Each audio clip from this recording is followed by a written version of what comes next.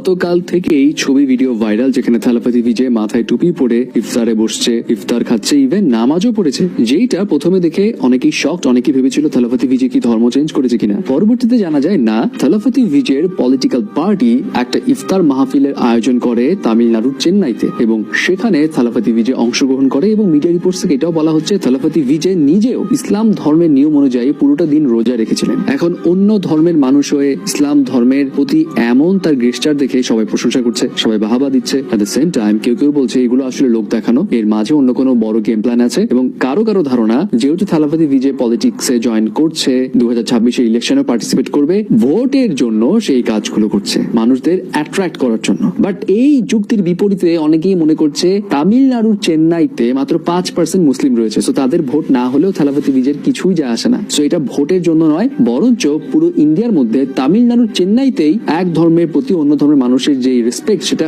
খুবই ভালো, এবং এখানে সবাই যার যার ধর্মকে অনেক শ্রদ্ধা করে। সো এই মেসেজটাই থালাপতি বিজয় হয়তো নিজে